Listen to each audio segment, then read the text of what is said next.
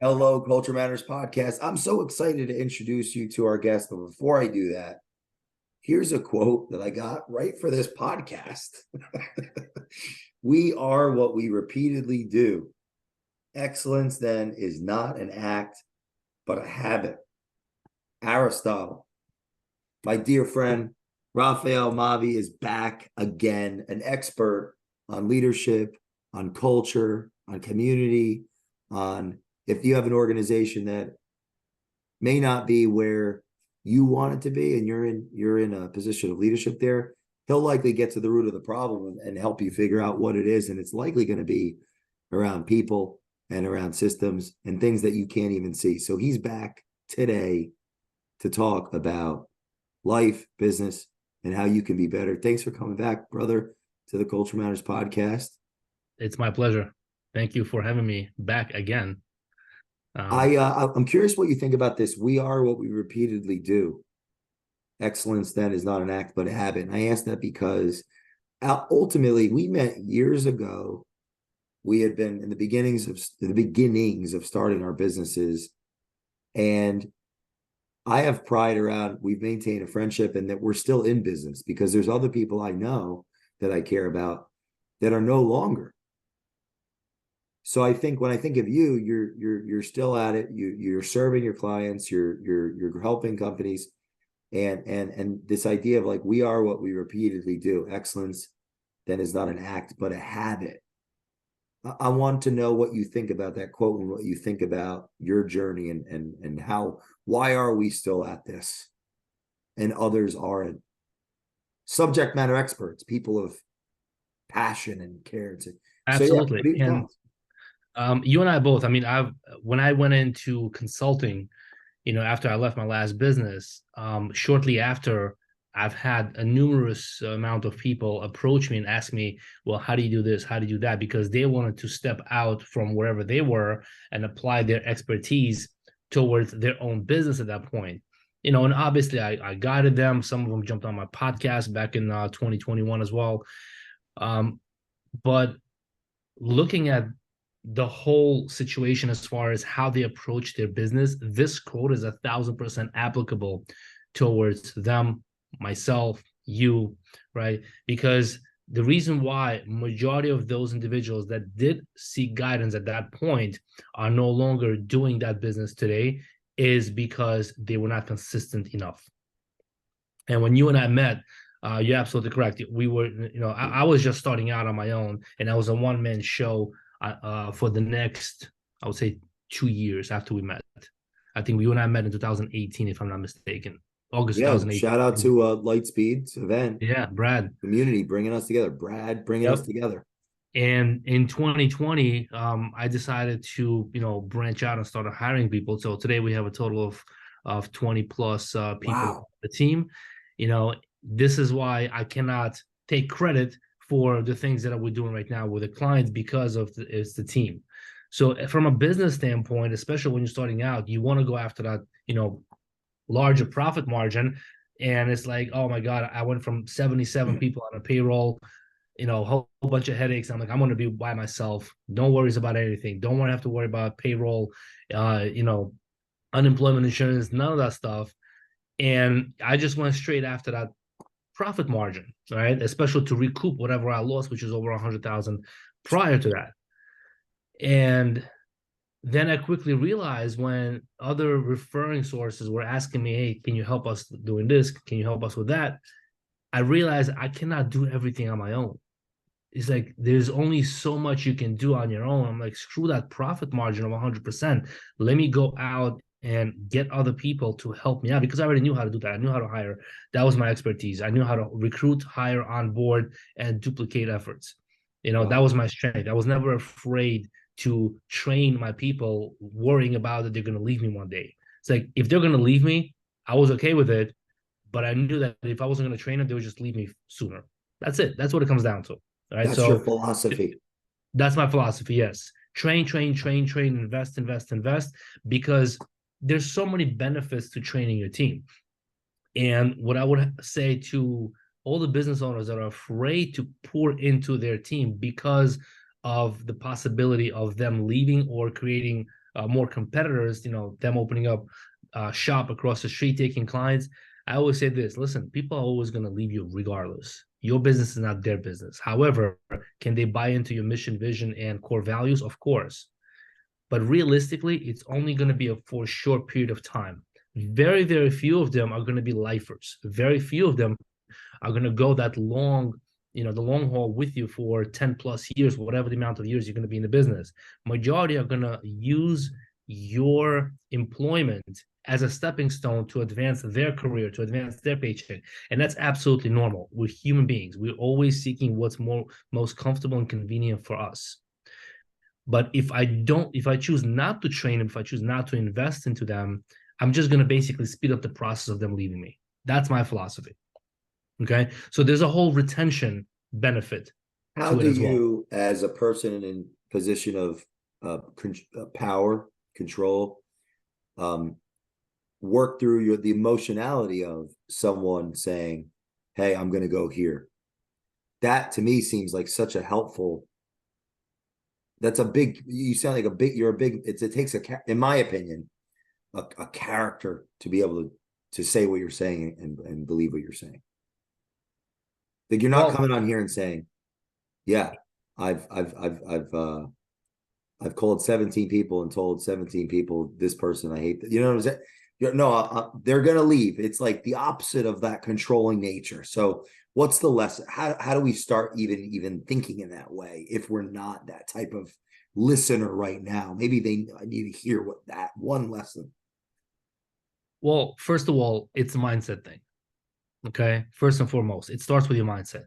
And that mindset is either you're thinking in abundance or you're thinking in scarcity. Scarcity meaning, oh, where else am I going to find another person that's going to be performing just like this individual, right? That's scarcity mentality. Abundance meaning, hey, listen, there is plenty of candidates out there, right? I'm not looking for a good candidate. I'm looking for the right candidate. And there's a big difference. The right candidate meaning they're going to fit into our culture, our organization, and that person and I are going to find common ground between our values, right? Understanding, tolerance, and moving forward, commitment, loyalty, things like that.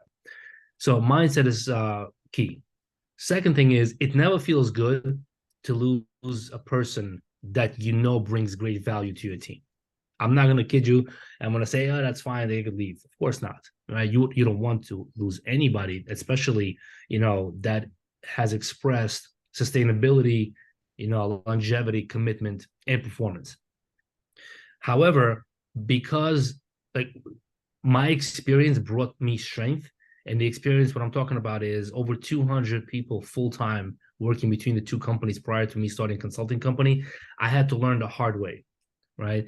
And being in direct sales prior to those two companies helped me tremendously with my recruiting skills, recruiting efforts. So I had to basically come to peace with reality. If people are going to leave, you need to let them leave. And the mindset has become, if they're going to leave after you have poured so much into them, you invested into them, now you built them up as an individual. Because in my philosophy is this: personal development comes before professional development, right? Professional development, any great employer will teach you the skills you need to have to do the job. But there are very few employers, very few leaders that will invest into you to grow you, to build you as an individual. So when you do that, and when that person decides to leave, I basically created a brand ambassador for my company, for my personal brand as an employer, to speak well of in the marketplace when they leave, right? Because you never know. Nobody holds the cards to the future. I don't know, and this, by the way, has happened. People have left. They've gone to another employer. They worked there for half a year, and they ended up coming back, right? Really? So, business of building bridges, not burning bridges. So do you think that is this is funny. Does that infer that you're not North Korea? That seems like a positive sign of culture. Yeah. If I'm willing to leave my country, I think of it like America. People come here and they might leave, but they don't mind coming back. or they don't mind sending money over to other countries. They don't mind bringing relatives over. But if they left a scary culture, right, that fear and control, why the heck would they want to go back to that? There's 190 plus countries that they could go to. So just Yep. hearing that says to me, that sounds like you've created an actual environment in your consulting firm where you're living the things that you're teaching, which is even more exciting. I have to be. I have to, because the more you're congruent internally with the things that you're preaching externally, the better off you will be. The energy that you bring to the marketplace, there's a whole cosmic relevance to it as well, right? So you have to be congruent with what you're thinking, with what you're speaking, and with what you're doing. There's got to be Why? congruent. Why do you believe that? Think, speak, and do. Because doing the right thing starts with yourself. It's not what you say to other people. It's not what you tell the marketplace. You could lie to the marketplace for period of time. Eventually, that all that stuff is going to come out. But you can't lie to yourself. And when you're lying to yourself. When you're dishonest with the marketplace because you're not doing the things that you're talking about. And as long as you know that and you carry that into the world, it's only a matter of time until either the marketplace will find out that you're a fraud, right? Or you're going to self-implode. You're going to develop an imposter syndrome thinking that, hey, listen, you know what? It's working for them, but it's not working for me. And as long as you realize it's not working for you, that's when you're going to start letting everybody down. You see this manifest itself in the corporate environments All the time. As a matter of fact, I saw it in a corporate environment first when I was a corporate employee. Hindsight 2020, looking back at it, that's really the reason why I left back in 2005, because I saw everything that we were talking about right now in the corporate setting. There's lack of congruity, project managers saying one thing and doing something else, the disrespect, the intolerance. It was not a pleasant scene for me as an employee. And I can't say, like, recently somebody asked me, were you always this ambitious? And the answer was no. Financially, the answer is no. Where I was ambitious, I was always thirsty for knowledge, even though even though I hated to read books, right? But after the age of 25, I started reading because I was thirsty for knowledge. The process itself, I can't stand. I'll be honest with you. Well, it's And painful. it's painful, right? It's boring. It's great to read before bed. My mind wanders like It's crazy. hard to stay focused, But understanding that there is knowledge that you want to acquire keeps you going. So when I understood that, hey, listen, I'm thirsty for knowledge. I want to grow in this organization. I want to learn more, and they would just stifle your growth. I realized that's not the environment for me. So it wasn't the financial ambition that made me leave corporate. It was my personal growth. If we did a little Munger inversion here, right? Looking things backwards, I think of the thought experiment when he was in I think it was the Air Force. His job was to make sure that planes didn't crash. So he tried to figure out, well, what would I have to do if I was the enemy to make them crash? So let's do the inversion. What are some of the ways the companies create disrespect, create intolerance, undermine the spirit that you had when you were once an employee, right? What if we want to destroy the company? If we want to wreck the company, what are some of the things that we'd want to do? So to lose great people like you. What are your thoughts? Rules for thee, but not for me. Ooh. That's number one. Ooh. That would be number one. And that will give you a telltale sign that you're not working for a leader. You're working for a tyrant. You're working for a dictator mindset. There's a difference between having a boss and having a leader. The leader will create the respect in a workplace where people are afraid to let them down. So they do things not because they're afraid to get fired, but they're afraid to let that leader down. Okay. That's a huge difference. A typical boss is just going to be in a position of telling you what to do all the time. Eventually, it's like raising kids. It's like being married. When you're constantly telling the other person what to do, but those things do not apply to you, it's a recipe for disaster. It's very simple. It's really people. Things are way more simpler than most employers perceive it to be. Hey, they're on a payroll. They automatically are supposed to do what they're supposed to do. Well, no, because you're not the only payroll in town, first of all. Secondly, people will do more for you when they understand you care for them than just because you're providing a paycheck. As a matter of fact, in almost every single one of my trainings, when we start with the administration, I always encourage employees to look for another job if they don't understand that they're making a difference here. Wow. Okay. And it's a shocking statement to them. Like, what do you mean I'm supposed to be looking for another job? That's exactly what I mean, because I don't want somebody who's coming in just to collect a paycheck. I don't want the number on a payroll. I want a team member. And if you don't feel like you're part of the team or you're contributing, right? So one of the things, number one, your leadership has failed to communicate that to you. And the second is you have failed to ask or to understand what the workplace is really all about. Instead, you were just looking for a position to go fill. Right? So I'm always of the thought process, let me help you transition to another job, and I'll give you a letter of recommendation if you don't feel like you're making a difference here. Wow. Okay. Wow.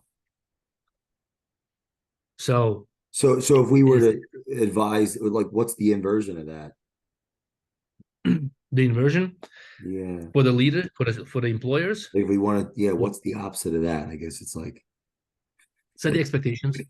So, for example, if I'm the employer, right, and I have the recruiting HR staff, whoever's in charge of the hiring process, it is my 100% responsibility to communicate to my hiring staff, to whoever that is, whether it's an office manager, a recruiter, HR office, whatever it is, to make sure that they understand what my principles and core values are as the employer, right? It is my responsibility to make sure that my hiring staff understands what I expect from everybody, and at the same time, what all the candidates should be expecting from me and from our leadership. It's a two-way street, right? So if we wanted to undermine their ability to really represent the people, we need to confuse them and create fear, or not communicate those principles to them, those values to them, not be clear about those things. Well, all right, this is my next question then. What if the leadership is unclear of those things? Themselves or to the staff? Themselves. Oh, that's where you come in. Oh, well, that's where your expertise comes in, right? Then they need to seek outside help. Somebody who's an expert in helping the decision makers understand why they do what they do. Because a lot of times, and this is so true. A lot of times, successful business owners with 20, 50, 100, 500 employees, they got there because of their systems, their product or service that was in demand by the marketplace. But at the same time, they're confused about themselves, and they're always questioning themselves: am I a good leader? Am I a good boss? Am I a good colleague? And they go through this identity crisis. So at that time, just like an average person would need a therapist to help them, right?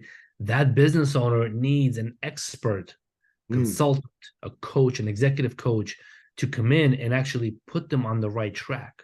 They need some sort of an intervention and understand, hey, listen, if I'm operating at whatever, 8 figures a year now, what can I actually do when I'm certain and I'm clear with what I'm doing and where I'm going, right?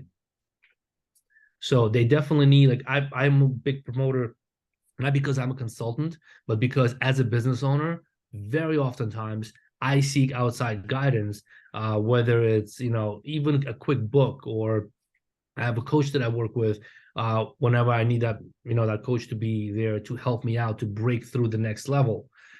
Whether it's a podcast, it's constantly putting myself back on, the rails, because oftentimes things happen. We're busy putting out fires. We're so consumed in our day-to-day operation, we forget about who we are and why we're there to begin with. I want to understand more deeply. Let's say that a company's listing this with X amount of employees, and how is your firm? Why are you their partner? They have X amount of employees. They have X amount of problems, X amount of issues. What are those problems? What are those issues? And how does your organization, your culture, which is clearly a culture, become their partner? What are you solving for them? We're solving for, number one, retention of staff. Most employers don't understand, when they read their P&L, profits and loss statement, what's missing on that P&L is the cost of staff replacement. The cost. Yeah. The cost. Okay. The cost, right? The cost associated with replacing an employee. Now, if you go to an accountant and you ask them to, get you the P&L statement, whether it's quarterly for the year, it's never going to be on there because they don't even know either. I recently had a client that I was doing training for. There were 8 offices, 8 physical locations. All the managers were present. And I asked every single manager, I'm like, do you know your attrition rate for last year? They're looking at each other. They're like, what do you mean? I'm like, well, how many people did you lose? And the second question is, how many people did you lose per department? Right? Wow. And none of them knew the answer. None. Now, their manager is not costing them to replace somebody. It's costing the ownership. The profit. Yeah, it's profit off the bottom line. Right? So yeah, I'm just trying to make sure I understand this, even as like the lay person. That cost could be a hidden cost that essentially robs the profit, exactly, or the R&D, meaning like the innovation. Correct. So that also affects eventually the shareholders, eventually the employees. Everybody. It affects everything. Absolutely.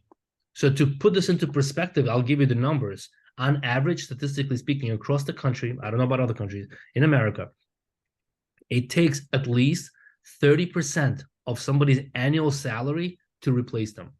At least. 30%. When you go into like PCNG, the Goldman Sachs of the world, it could go up to 200% of someone's annual salary to replace them. And you may be thinking, how the hell is that possible?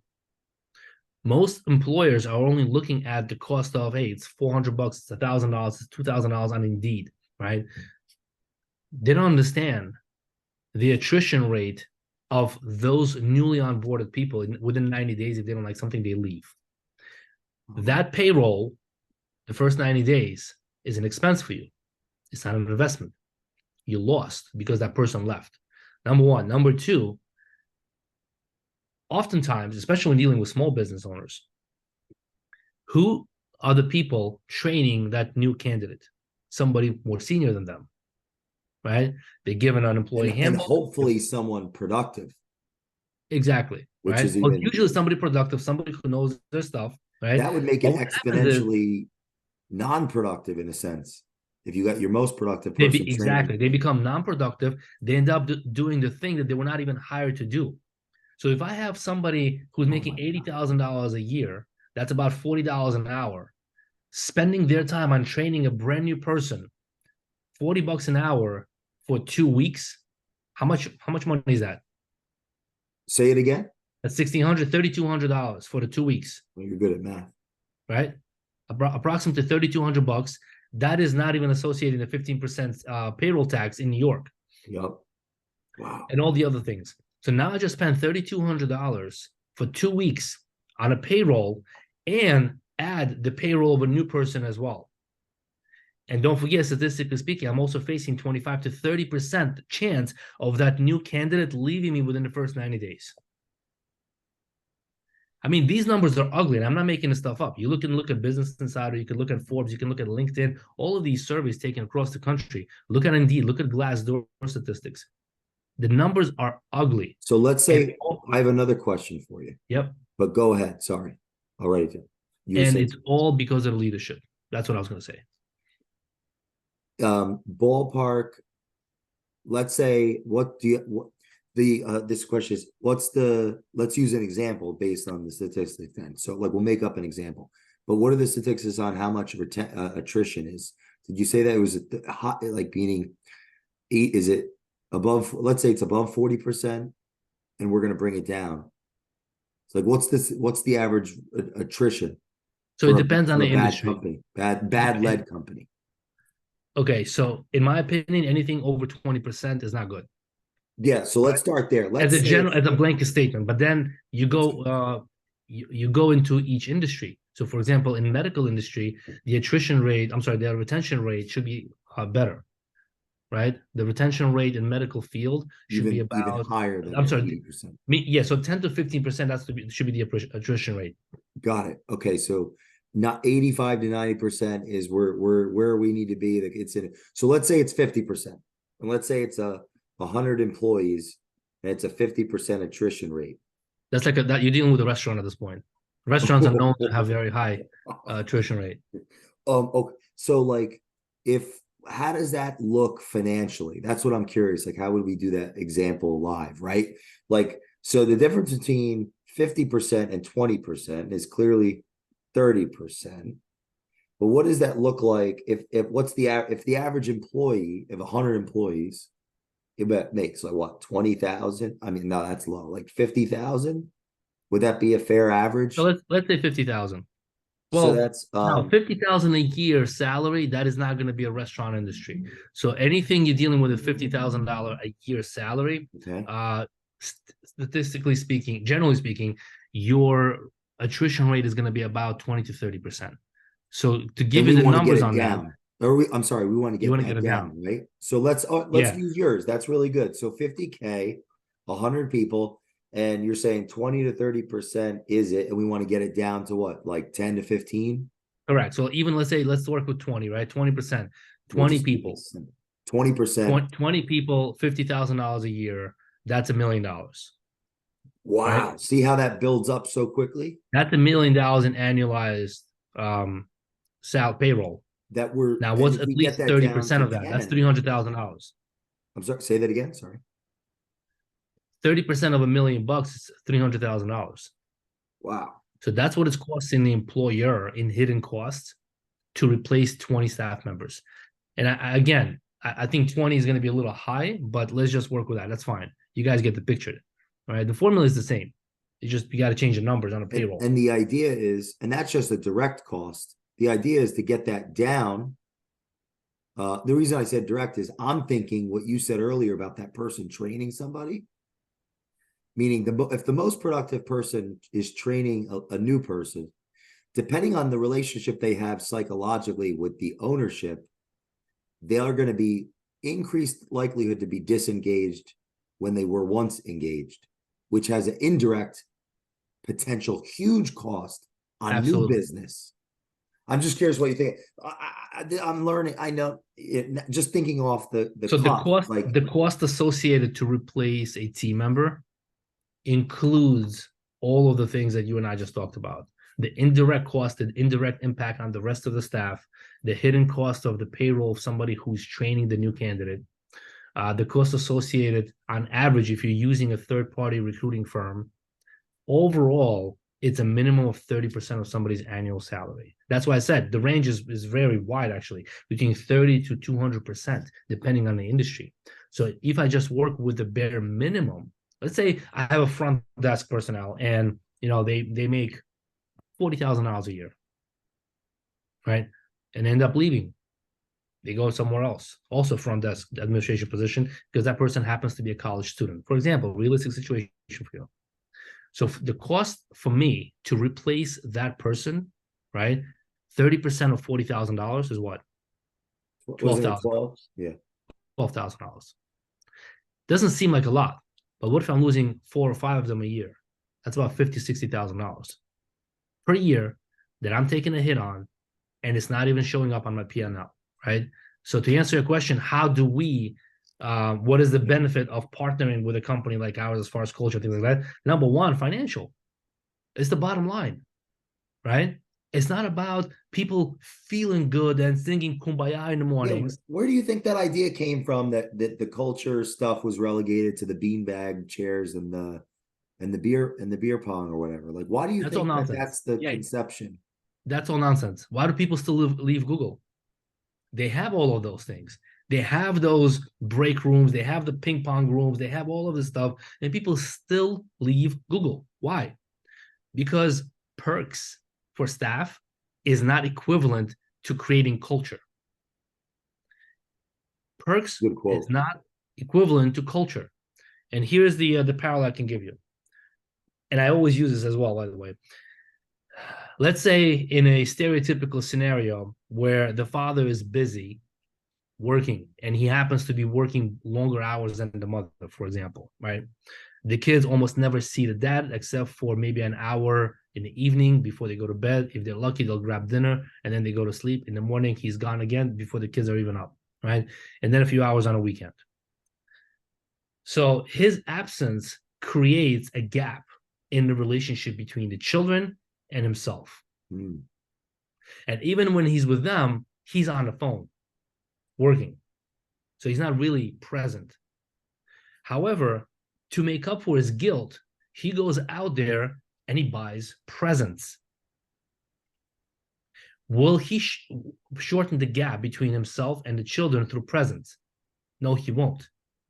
Beautiful. And that sounds cliche Example. because Beautiful children example. don't need his presence, they need his presence. Even in the little amount of time he gets a chance to spend with the children, he needs to create that environment, that culture where there's love shown, respect shown, and all the other normal stuff. That's the difference between perks, which are the toys, right, and the actual culture where kids are looking up to their parent figure. That's the same thing with employers and employees. Most employers, they think, oh, you know what? There's pizza Friday, casual Friday, lunch every Tuesday, whatever the case. There's a break room. These are perks. You're never going to create the level of respect between your employees and yourself if you just think that your way of making up for your shortcomings is through perks. You need to actually create the culture where it feels like people spend 1/3 of their lives in their workplace, the other 1/3 in bed sleeping. Wow. So when you think about what you actually have to do to create that environment at work, I'm not saying you got to be, one big happy family, but there's got to be mutual trust, mutual respect built and understanding. Imagine that, just that for a second there. I wrote this like 1/3 at work, 1/3 sleeping, and then I wrote 1/3 living. But like, if the 1/3 living and the 1/3 working are not integrated, what kind of life is that? It's like a Anxiety. failing grade, because 1/3 of 100 is 33%. Yeah. And so you're making the argument that the work is 1/3, so it's got to be where, if I'm understanding you correctly, the children, when the children are with that parent, it's a qualitative relationship. Yes, exactly. It's a qualitative relationship, and nothing outside of that relationship, qualitatively, external, gift, ping pong, Ferrari, whatever, is gonna compensate for It how won't. the relationship, the love, the respect. Is Yep, that it where we're won't. going with this? Correct. And by the way, if you look at the millennial generation, right, for the most part, obviously there's exceptions to everything that we do. And you could draw the parallel to children receiving these perks, the gifts from that missing parent, right? All of these perks without the culture, you know what it does? it creates something very toxic that's called entitlement. Right. Yeah. It creates expectation, a false expectation, right? It reminds me of that Schopenhauer quote, wealth and success are like drinking salt water. The more that you drink, the more you thirst. Yeah, basically.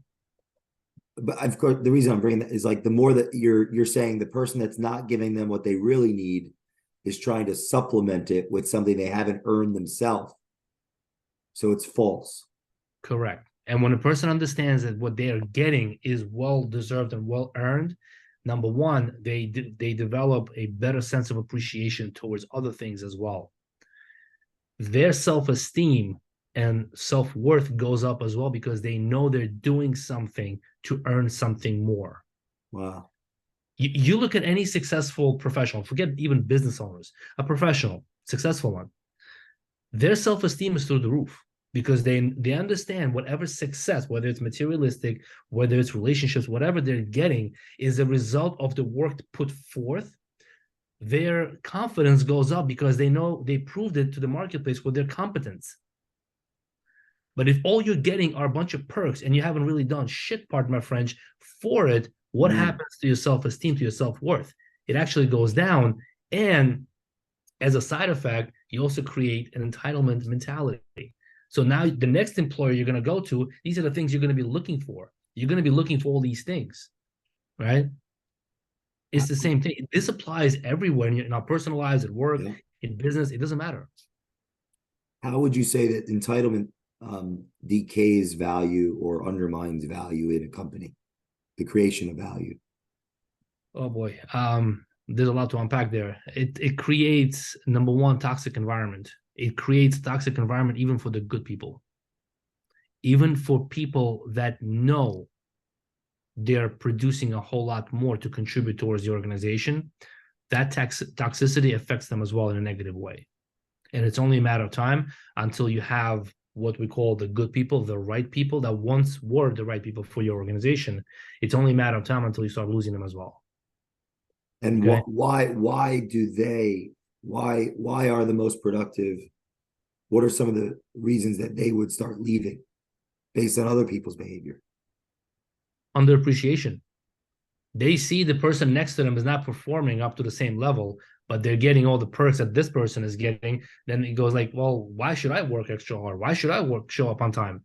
You know, why do I need to go the extra mile when I'm asked to do some certain things? Right. And they mentally check out, and it's only a matter of time until they check out physically, go find somebody else. I agree with what you just said, and I'm thinking, what type of state of behaviorism, of consciousness, awareness, buy-in is the ownership at that point? Meaning, if they're really doing their job, then that's not going to be happening as much.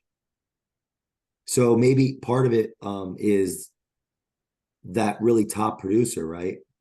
Or that productive person.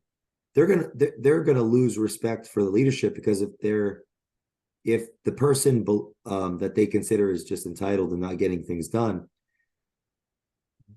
they're only there as a symptom. They're there as a symptom of the leadership, of the ultimate leadership, also not doing what they need to be doing. I'm curious what you think, what your thoughts are on that. I'm trying to connect the two. You see what I'm saying? Well, we all know that the fish rots from the head down, right? Everything rises and falls on leadership, as John Maxwell once said. Yeah, he's great. So, yeah, and this is why I always blame myself for anything bad that's happening in my organization. This is why I will always hold the employer, the decision maker, responsible for anything bad that's going on in the organization. Whether it's their lack of foresight, whether it's lack of engagement on their part, whether it's lack of painting the vision and the big picture for the team, right? And unfortunately, majority of the employers, they're so consumed with other things, so mostly are financial, they overlook the human element of their business. So that's why they become that boss instead of rather being that leader. Mm. You know, Can you blame them? Yes, of course. But can you understand? Like, we could blame people, but still not lose understanding of why they're going through that.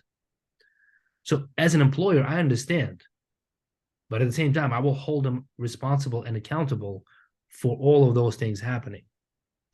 Because most people, the reason why they don't want to be an employer is because they observe their employers going through all the crap, go through all the responsibilities, the headaches, the stress, the overhead, and they choose not to go in that direction because it's extremely difficult.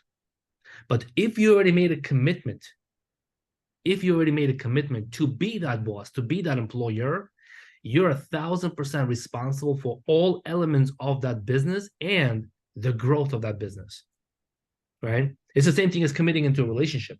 If you made a commitment, it is hard to be in a relationship. It is hard to stay married for 20 years, for 30 years, for 40 years. It is not easy at all.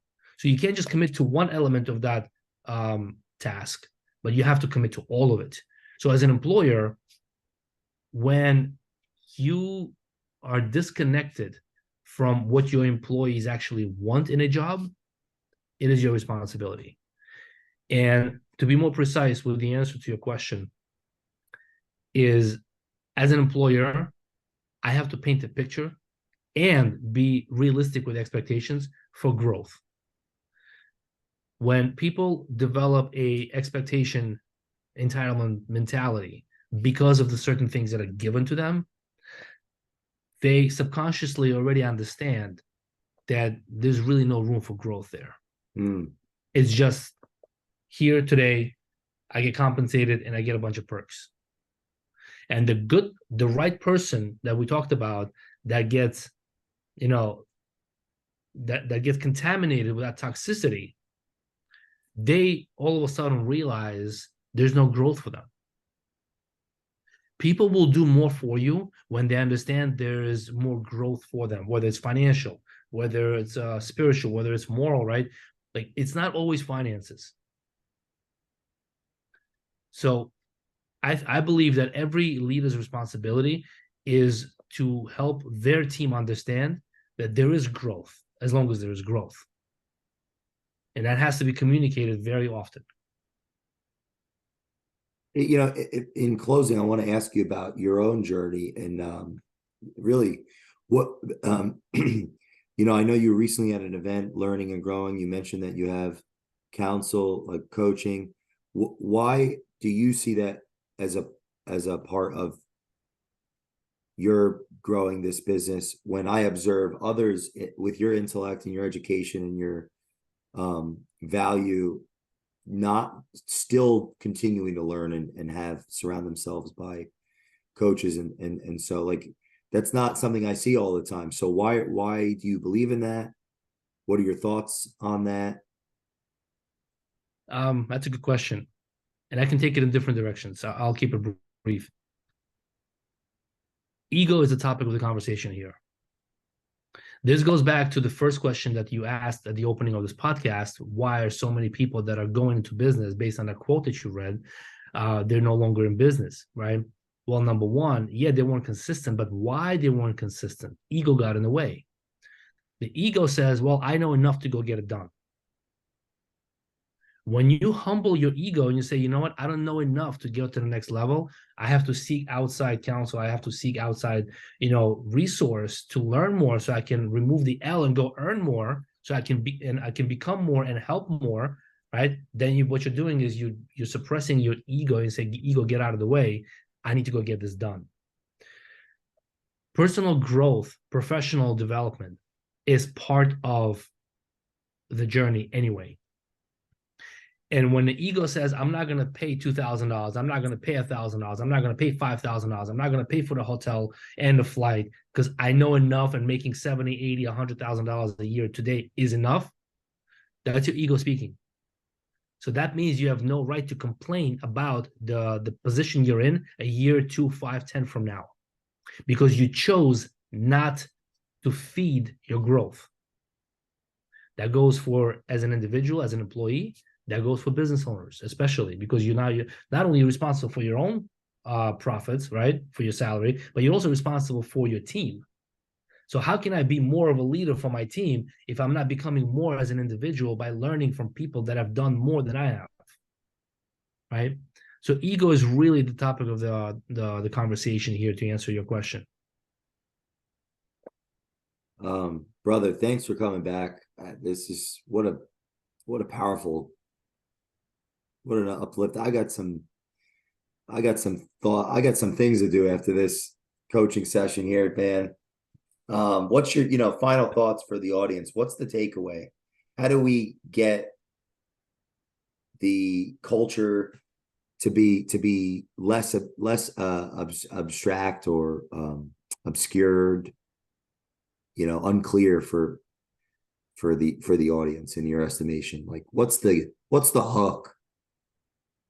The hook is this: if we can all agree that growth, and that will cover all, whatever growth means for you, whether it's relationships, whether it's financial, whether it's market dominance for businesses, whatever the growth means for you, if growth is really the goal, then culture is the key.